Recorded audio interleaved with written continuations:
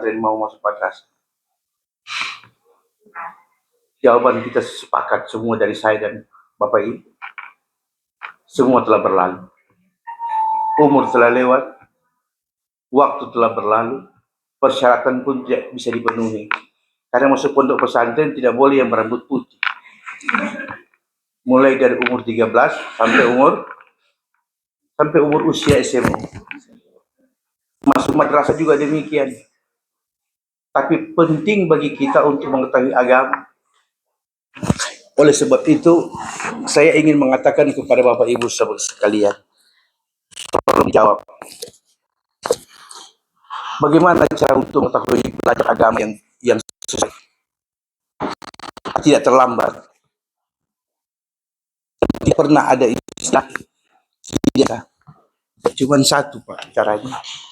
Ikut dan bergabung di wadah-wadah yang disebut taklim.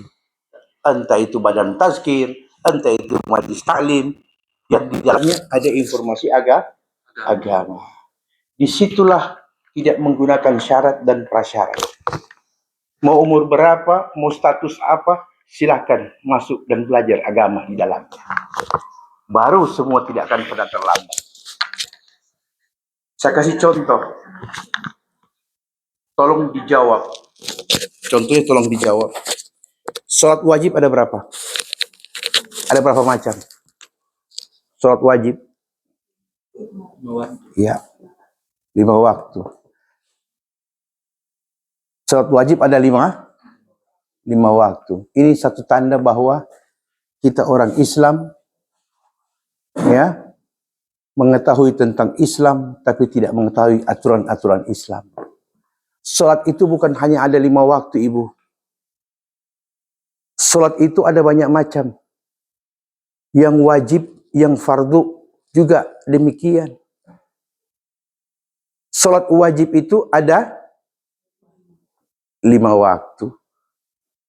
Itu benar, tapi itu bagian daripada yang wajib. Sholat itu, saya kasih contoh ya. Sholat itu ada yang namanya 5 waktu. Sholat qadha, sholat nazar, ya. Kemudian ada disebut dengan sholat fardu. Seperti apa sholat fardu? Sholat fardu seperti sholat fardu kifayah. Tahukah kita bahwa wajib dan fardu itu beda? Fardu di atas wajib. Orang yang meninggalkan fardu dihukumkan kafir bila dia meninggalkan fardu. Namun orang yang meninggalkan wajib tidak dihukumkan kafir, tapi dianggap telah melanggar dosa besar. Itulah pengertian Imam Abu Hanifah tentang apa yang disebut dengan fardu dan wajib. Tapi selain Imam Abu Hanifah dan golongan Hanafiyah mengatakan bahwa tidak. Wajib dan fardu itu sama. Oke, kita ambil pendapat mayoritas. Seperti apa sholat yang namanya sholat 5 waktu? Yang Bapak Ibu kerjakan setiap hari. Tapi kalau bangun terlambat atau sesuatu dan lain sebagainya tidak bisa mengerjakannya, apa yang Ibu harus lakukan? Apakah kewajiban itu hilang? Saya kasih contoh. Waktu ke Manado, traffic di jalan, macet.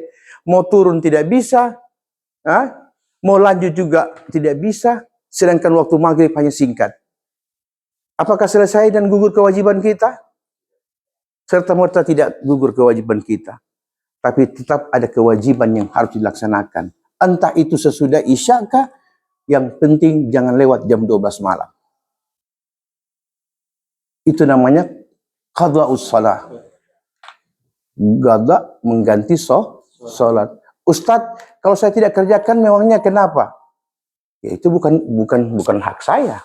Bukan hak orang-orang tua kita. Itu kewajiban kita masing-masing. Setiap pilihan pasti ada konsekuensi. Nah, melalui badan tazkir, melalui ta'lim, disitulah kita mengenal agama kita. Itulah kesempatan kita mengenal ajaran agama Allah. Tanpa itu, yakin dan pastikan kita selamat di dunia, tapi tidak akan pernah selamat sesudah itu nanti. Ingat Bapak Ibu, dunia ada awal ada akhir. Sedangkan negeri akhirat hanya ada awal, tidak ada akhir. Disebut negeri abadi. Apa yang awal, yang akhir, yang tidak akhir? Negeri dunia Anda menderita hidupnya, pasti ada awal, ada akhir. Anda bahagia di dunia, pasti ada awal, ada akhir.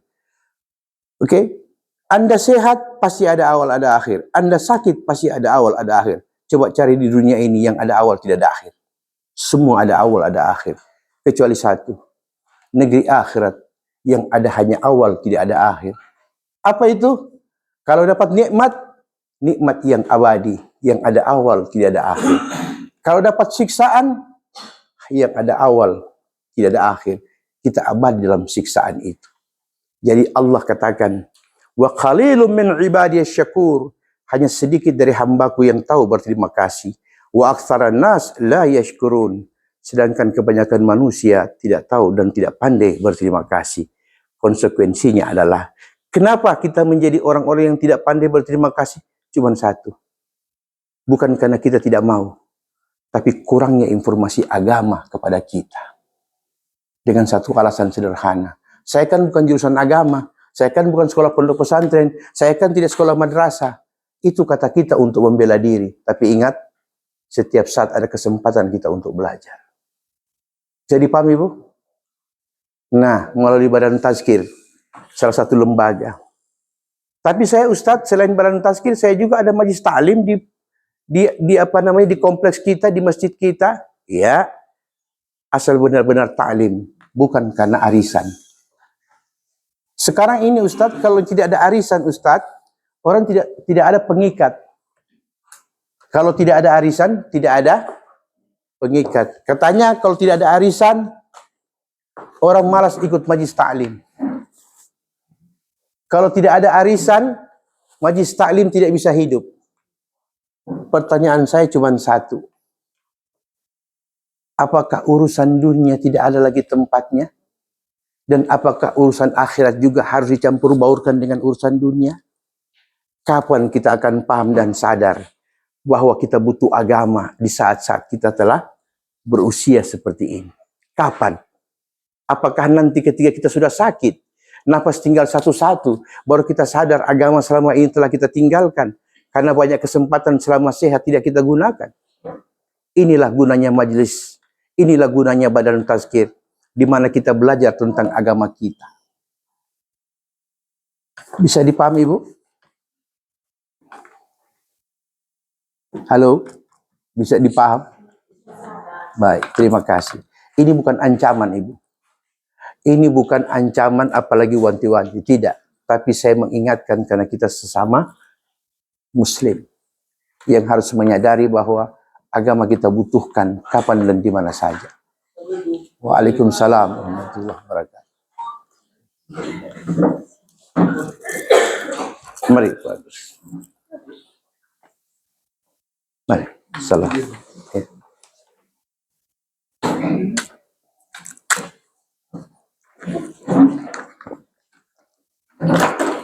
Baik, kita lanjut.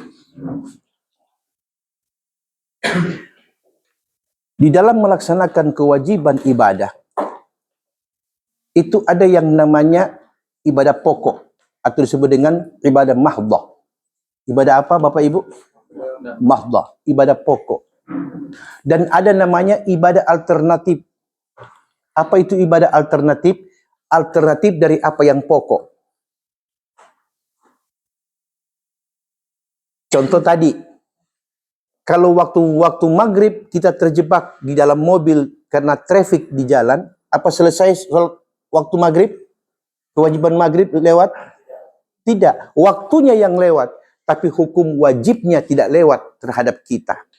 Berarti saat kita telah terbebas dari macet, saat itulah kita tetap wajib mengerjakan sholat maghrib. Namanya apa? Qadha'us shalah, yaitu mengganti sholat yang tadi terhalang, tidak dapat kita kerjakan. Dengan catatan, karena memang emergensi, bukan kita yang masih ada pilihan. Karena apa Ibu? Emergensi. Berikut. Ustadz, bagaimana saya dapati sholat, contoh, sholat asar, karena tugas di kantor begitu banyak, sehingga saya belum sempat kerjakan sholat asar. Tapi saya lihat masih ada 5 menit waktu asar berlalu sebelum masuk maghrib. Maka saya buru-buru Ustadz ambil wudhu dan saya sholat. Baru 2 rakaat sholat asar di penghujung asar, tiba-tiba terdengar azan maghrib. Bagaimana itu hukumnya?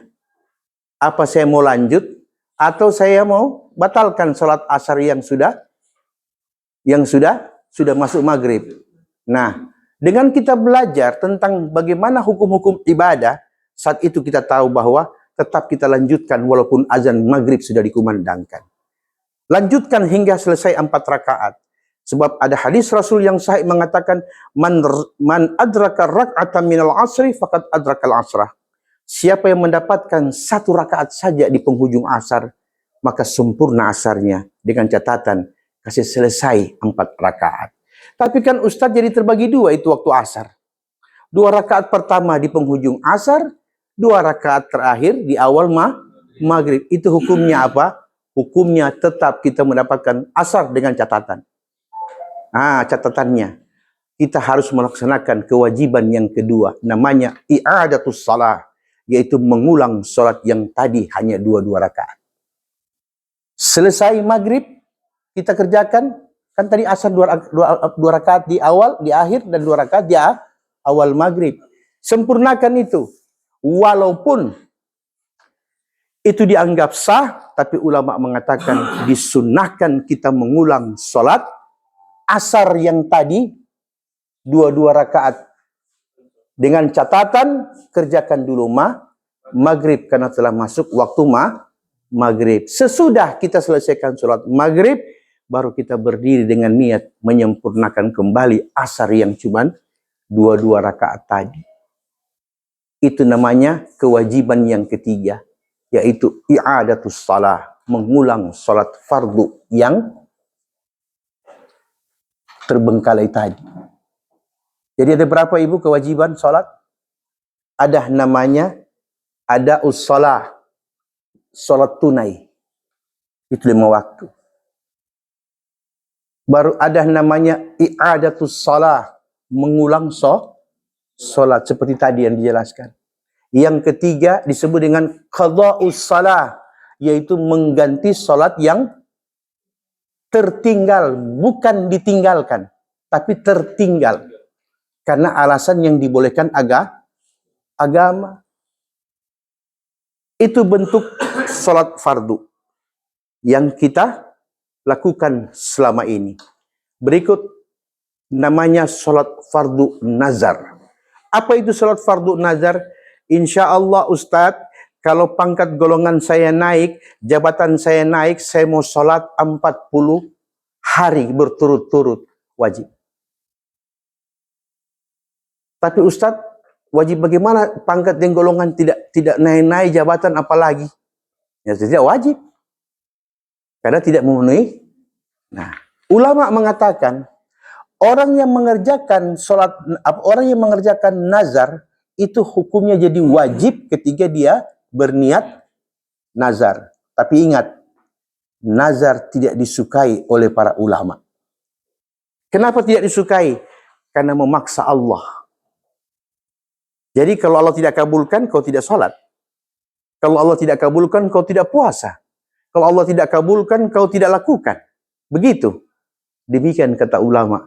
Seakan-akan kita ingin melawan takdir Allah. Tapi dia Allah Tuhan yang maha baik berkata, don't jadi sebagaimana yang engkau harapkan. Tapi dengan catatan, bila telah terkabul keinginanmu, maka yang tidak wajib menjadi wajib.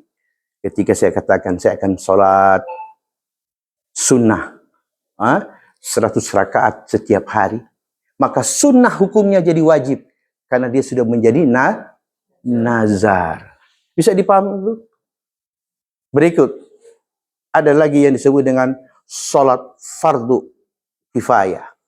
Hukum salat fardu kifayah itu menjadi kewajiban bagi setiap muslim dan muslimah dengan catatan disebut dengan salat kolektif. Apa itu salat kolektif? Kalau sudah ada yang mengerjakan sebahagian, maka sebahagian gugur kewajibannya. Tapi akan menjadi dosa bagi semua umat Islam di negeri itu bila salat fardu kifayah tidak ada yang melaksanakannya. Kasih mandi, bungkus, tanam. Satu kampung itu berdosa. Dan dosanya lebih tinggi daripada sekedar meninggalkan sholat wajib. Kenapa begitu Ustaz? Karena tidak ada sholat jenazah. Nah, sholat jenazah ada aturannya juga. Sholat fardu kifayah juga ada aturannya. Atau fardu ain juga ada aturannya. Semua ada aturannya. Dan aturan ini hanya kita bisa dapatkan di majlis-majlis taklim. Karena tidak mungkin kita akan kembali ke pondok pesantren dan masuk di madrasah. Tapi tidak ada kata terlambat untuk belajar. Utlubil ilma minal mahdi ilal lahdi. Ilmu itu dicari sejak dari ayunan hingga ke liang lahat. Silakan kalau ada pertanyaan.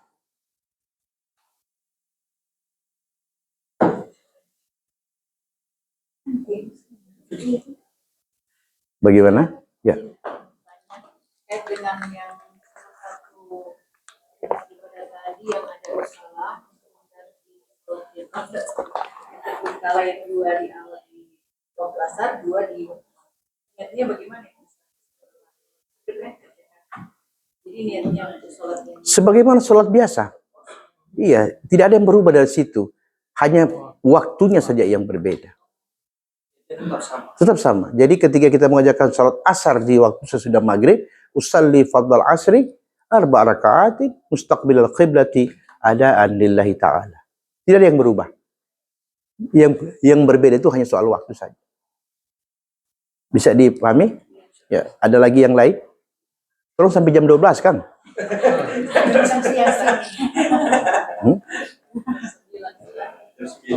Jam 9 masih ada setengah jam. Boleh, silakan. Kalau tidak kita lanjut.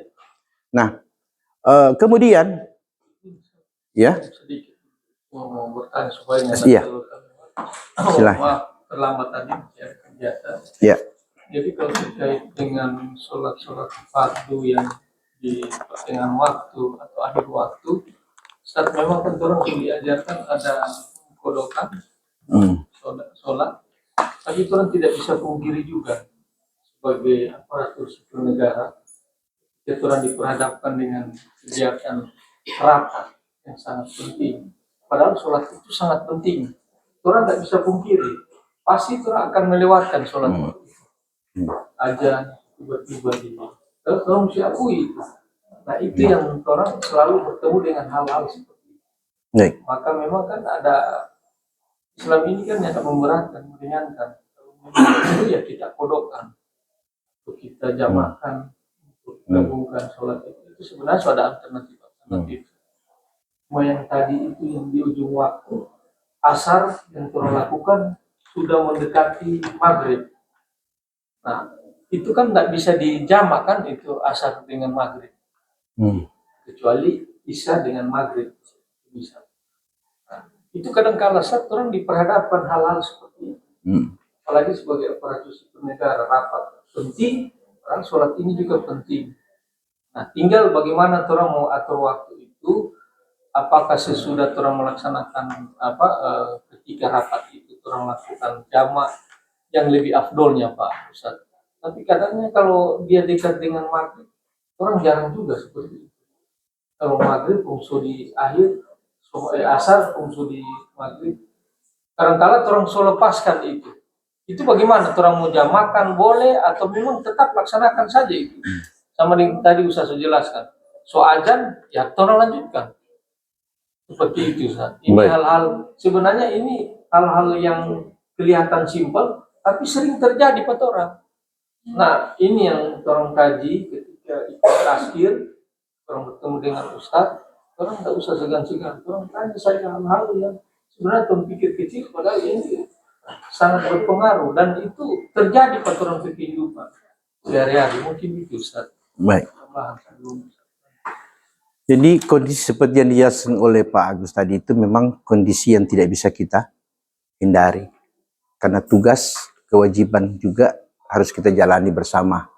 Antara kewajiban dunia dan kewajiban akhirat.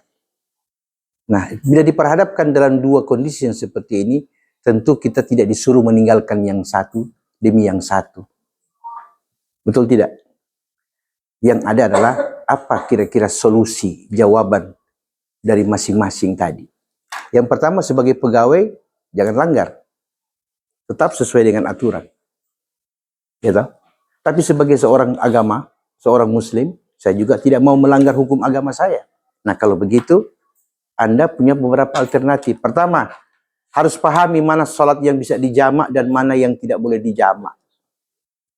Yang boleh dijamak itu hanya sholat yang 4 rakaat dan 3. Yang tidak boleh dijamak itu yang 2 rakaat. Jadi paham. Itu pun ada bagian pasangannya masing-masing. Karena Allah menjadikan segala sesuatu berpasang-pasangan. Maka menjamaknya hanya boleh 2 waktu, tidak boleh 3 waktu dijamak. Itu aturan main. Duhur dan asar. Maghrib dan isya. Subuh tidak boleh dijamak. Kenapa subuh tidak boleh dijamak? Karena dia hanya 2 rakaat. Kondisi seperti itu normal. Tapi ketika kita berada di suatu agenda, rapat penting, dan sebagainya, maka kita juga harus berpikir bahwa ada jawaban agama tentang hal itu. Bila kita berada pada posisi di penghujung akhir sholat, asar contohnya, karena duhur sudah kita kerjakan, kita mulai rapat jam 1, ya, masuk mau jam 3 itu, sudah mau jam 3, rapat belum selesai, maka Anda boleh langsung niat mentakhirkan sholat asar, menjamaknya dengan duhur, dengan jawaban takhir namanya. Tarik sholat duhur tadi dengan asar. Tapi ketika selesai asar, ternyata juga maghrib terancam, maka Anda tidak boleh menjamak duhur, asar, maghrib. Kalau Anda kerjakan, satu-satunya muslim yang kerjakan sholat begitu di muka bumi. Yang ada hanya bagaimana? Mengqadha salat. Jadi kondisi itulah kita diberi alternatif. Jadi duhur ditarik ke asar. Silakan kerjakan di jam 3 awal asar sebelum masuk waktu maghrib. Tapi kalau sudah mau maghrib juga belum selesai, maka Anda niatkan untuk mengqadha duhur dan asar dan mentunaikan maghrib serta isya. Jadi berbeda. Bisa dipahami nih? Yang duluan siapa saat ketika maghrib? Ketika maghrib dulu dong. Maghrib dulu. Tapi kalau kita kerjakan, karena sebagian ulama mengatakan ini kan sudah masuk isya, iya kan? Maka kerjakan isya dulu baru maghrib. Ada yang berpendapat demikian. Dua-duanya boleh. Yang tidak boleh itu tidak sama sekali. Kalau jamaah itu ada persyaratannya tuh. Kalau di daerah Ya, dalam kondisi dahulu kala orang tidak pernah cari NIP. Ya. Sekarang dengan adanya NIP, aturan negara ikut berlaku. Situasi berubah. Maka taghayyurul ahkam bi taghayyuril azmina wal amkina wal ahwal. Kaidah usuliyah mengatakan hukum yang Allah tetapkan terjadi perubahan karena situasi dan keadaan berubah. Tapi ingat, hukum itu memudahkan, tapi jangan dimudah-mudahkan. Bisa dipahami ini? Artinya, dengan melalui badan tazkir, kita belajar mengenal agama kita. Oke? Kenapa fenomena-fenomena yang muncul di akhir-akhir ini? Umat Islam semakin bertambah, namun hukum agamanya semakin hilang. Umat Islamnya tidak hilang, bertambah. Tapi pemahaman agamanya yang mulai hilang. Kenapa mulai hilang? Pertama, karena kita tidak memiliki alternatif. Kalaupun kita ingin sebagai masyarakat muslim yang awam ingin belajar agama, kadang-kadang stok ketersediaan informan ini yang kurang. Para ustadz, para mubalik. Kalaupun ada ustadz dan mubalik, difitnah, dihujat, sehingga mereka secara mentalitas itu going down. Ingat, Kalau kita yang menyebabkan itu, kitalah yang telah mulai menghancurkan agama dari dalam. Fitnah itu wajib hukumnya. Wajib untuk apa, Ibu? Wajib untuk ditinggalkan. Fakta itu benar, tapi jangan jadikan itu sebagai alasan kita untuk mengklaim bahwa kita banyak stok. Ingat, agama hilang dengan hilangnya para ulama. Inna Allah la yaqbidul ilma intiza'an biqabdil ulama, walakin yaqbidu biqabdil ulama. Allah tidak akan angkat ilmu agama dari muka bumi ini sekali cabut dari hambanya, kata Nabi, kecuali Allah mulai mematikan satu demi satu orang yang paham agama. Hatta lam yubqa aliman, sampai kau dapat di negerimu tidak ada lagi orang yang paham tentang agama. Ittahadan nasu ru'asa juhala, saat itulah umat Islam berbondong-bondong mengangkat pemimpin agama yang tidak paham hukum agama. Summa fasu'ilu fa'aftu bigari ilmin dhalla wa dhalla. Kemudian pemimpin yang tidak paham tentang agama dimintai fatwa. Maka pemimpin ini memberi fatwa, dirinya sesat, dia juga menyesatkan orang lain. Jadi paham? Ada berapa banyak orang mubalik di itu? Tusak di rumah lebih banyak daripada jumlah mubalik. Betul? Oke.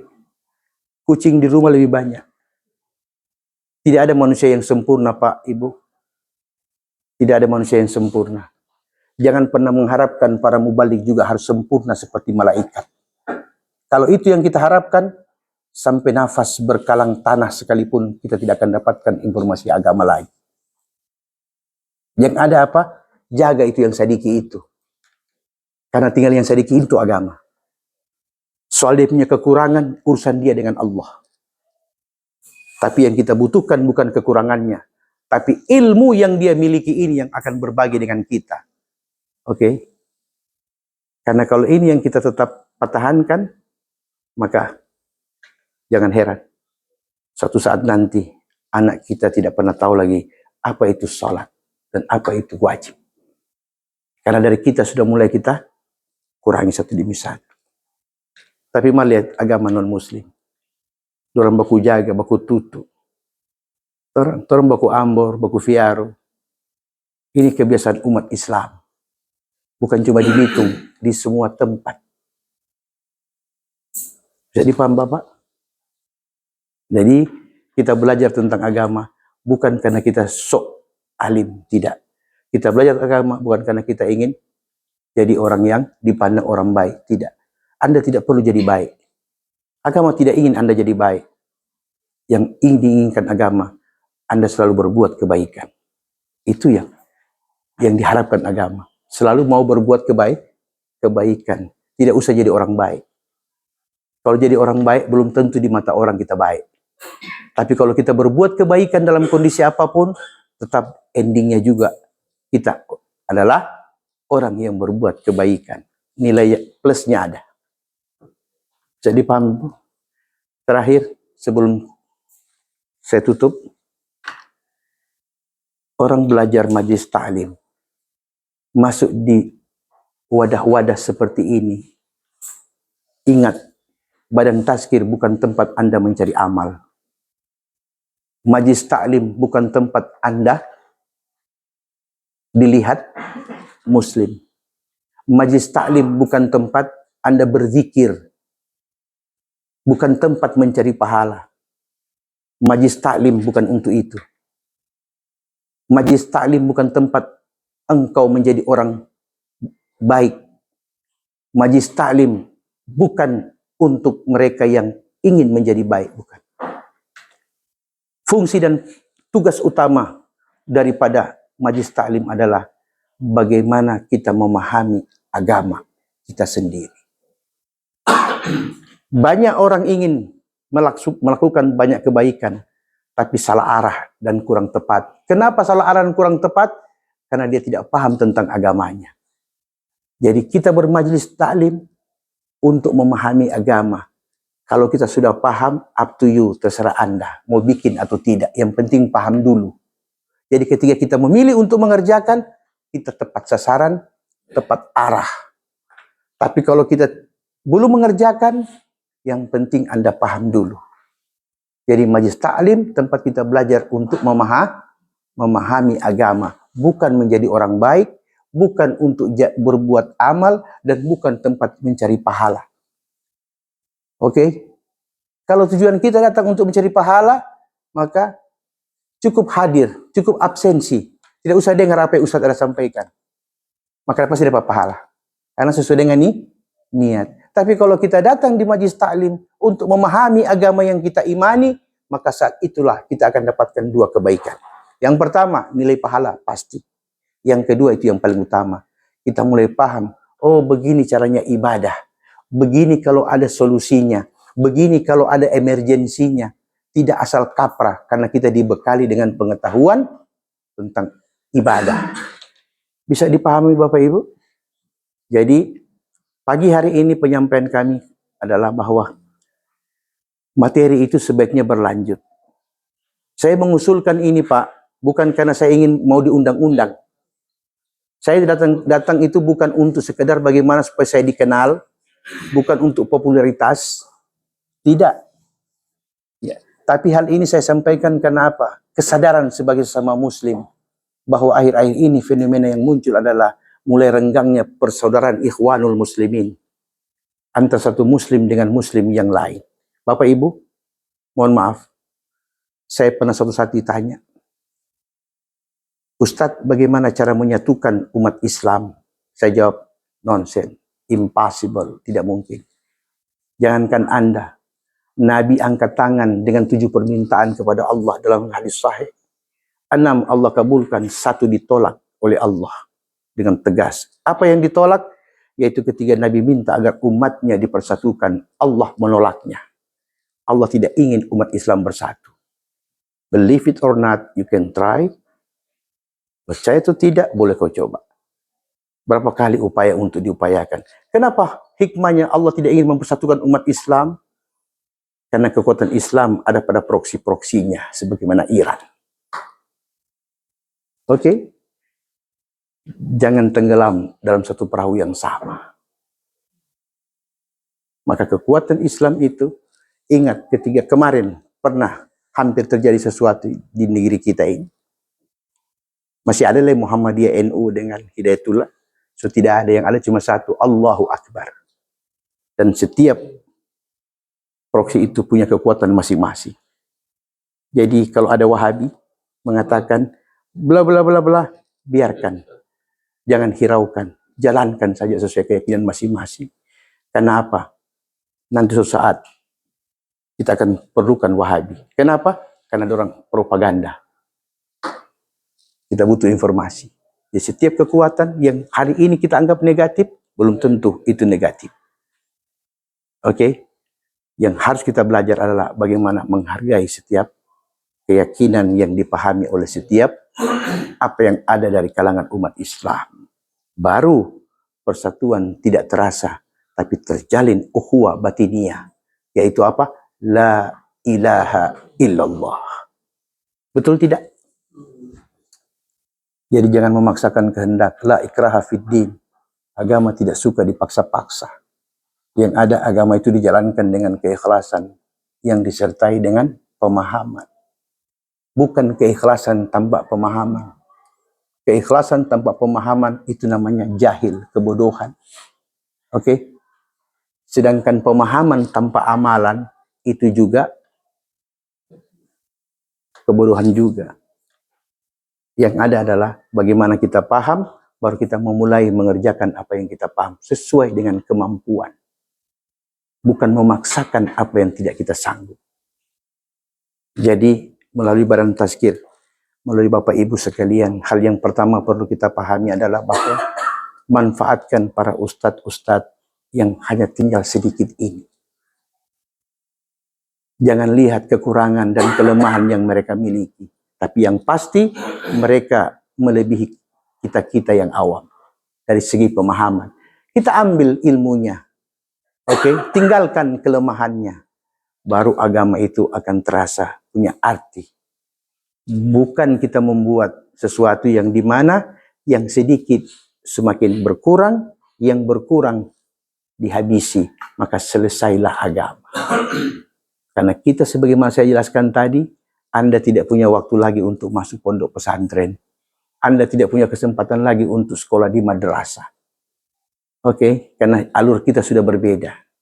Sejak kecil saya ditempa di bidang agama sebagaimana ustadz-ustadz yang lain. Dan Anda sejak kecil berada pada posisi hari ini. Maka biarkan posisi itu berjalan sesuai dengan aturan, tapi kita bertemu dengan satu ikatan la ilaha illallah. Alaiha nahya wa alaiha namutu wa alaiha nub'at insyaallah ta'ala. Dengan kalimat ini engkau dihidupkan, dengan kalimat ini engkau mati, dan dengan kalimat ini pula engkau hidup abadi kelak nanti. Ini yang dimaksud Bapak. Ada kesempatan di Badan Tazkir pagi hari, ikuti walaupun seminggu sekali. Kemudian ada kesempatan di wilayah kita tinggal, di kompleks, di masjid. Jangan tinggalkan Bapak majelis taklim hanya karena alasan saya kurang ada waktu. Hari ini Anda tidak punya waktu. Tapi saya kasih contoh paling jelas. Ketika kita sudah sakit, Allah yang menentukan waktu kita. Waktu kita sehat, kita yang tentukan waktu untuk Allah. Tapi ingat, ada saatnya kita sakit, Allah yang tentukan waktunya. Suka atau tidak suka, pasti itu akan terjadi. Karena tidak ada orang langsung mati. Ya, betul tidak?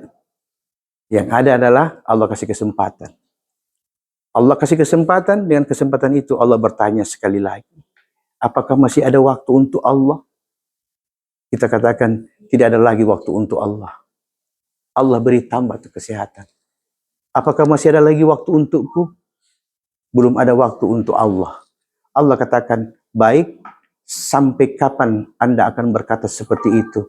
Sampai nanti aku berkehendak, sampai nanti aku berkeinginan dengan kudrat dan takdirku, baru engkau mengatakan, ini semua kuat karena A, B, C. Wa ma asabahum min musibah fabima kasabat aidi nas. Tidak yang terjadi pada manusia kecuali musibah itu datang karena perbuatannya sendiri. Wa ya'fu an katsir. Sedangkan Allah terlalu banyak memaafkan kalian. Umat Islam yang dibutuhkan adalah bagaimana kita mengikat tali persaudaraan dalam pemahaman agama yang benar melalui wadah yang disebut taklim. Boleh Bapak Ibu sekalian menjadi orang-orang yang mempelopori majelis taklim tanpa arisan. Karena apa saya katakan demikian? Arisan ini merusak apa yang terbangun. Saya kasih contoh terakhir. Ketika arisan diikutkan sebagai syarat adanya majelis taklim, maka yakin dan pastikan kalau nomor belum jatuh, peserta hadir begitu banyak. Tapi ketika nomor sudah jatuh, jangan harap dia muncul lagi. Biar mubatarya ditoa. Betul tidak? Yang setengah mati bendahara, yang pusing ketua. Dari siapa? Karena setoran dan pengeluaran tidak berimbang. Output dan input tidak berimbang. Kenapa? Oh ini kok karena human error. Karena efisiensi anggaran. No, kalau sudah tahu efisiensi anggaran, jangan berkredit dang. Jangan menambah beban di atas beban. Padahal kita bisa meninggalkan itu semua tanpa harus membebani kehidupan kita dan ekonomi kita. Maka agama mengajarkan bukan menghilangkan hawa nafsu. Agama ajarkan kendalikan hawa nafsu. Bukan menghilangkan. Kalau menghilangkan hawa nafsu, Bapak jadi malaikat. Karena sudah ada hawa nafsu. Betul tidak? Tapi agama bilang kendalikan hawa nafsu. Jangan hilangkan. Karena dengan hawa nafsu inilah kita ada keinginan. Dengan keinginan inilah dunia maju. Maka agama bilang kendalikan. Mana prioritas, mana skala prioritas. Mana yang harus didahulukan dan mana yang harus diutamakan. Mana lebih penting? Sofa baru di ruang tamu atau SPP anak? Waktu kuliah. Hah? Yakin? Yakin. Kenapa slip gaji sudah bang? Ya, backing rumah. Ketika rumah sudah ada, tetap belum cabut-cabut juga. Iya. Karena itu yang dimaksud hawa nafsu. Tidak ada yang salah di situ, Ibu. Ibu ambil kredit di bank dengan beli rumah, tidak ada yang salah. Ibu ambil mobil dengan kredit itu tidak ada yang salah. Selama itu yang Ibu katakan adalah kebutuhan, itu tidak ada yang salah. Tapi agama atur. Step by step, one by one. Ini yang dikendalikan. Sesuai dengan apa? Man istata'ata, sesuai dengan apa yang kau sanggupi, bukan apa yang belum waktunya. Kalau sesuatu yang kita sanggupi, berarti kemampuan kita yang kita ukur. Hari ini, selesaikan dulu masalah rumah. Oke? Ambil apa yang mesti kita ambil dahulukan, amankan. Karena ingat, rumah adalah tempat tinggal, kebutuhan utama. Papan. Sandang, ada gaji tiap bulan. Yang penting TPP jelas. Oke? Sandang, pangan, papan. Ini dulu yang skala yang prioritas. Baru kemudian kita berpikir untuk mencari solusi ketiga itu emergensi. Contoh, gaji kita cuma sekian. Ternyata kebutuhan pokok dalam rumah tangga sekian. Oke.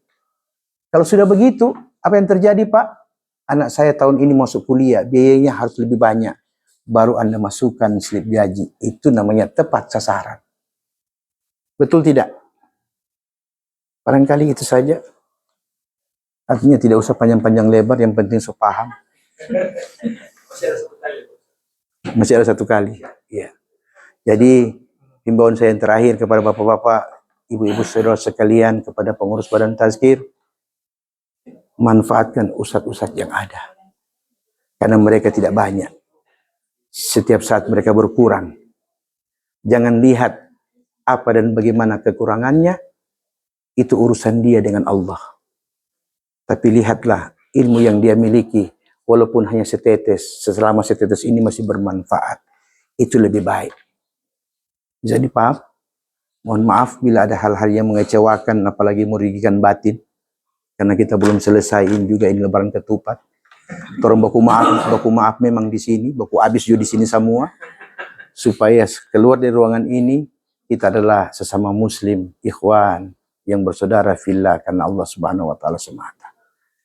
Wallahul musta'an. Assalamualaikum warahmatullahi wabarakatuh.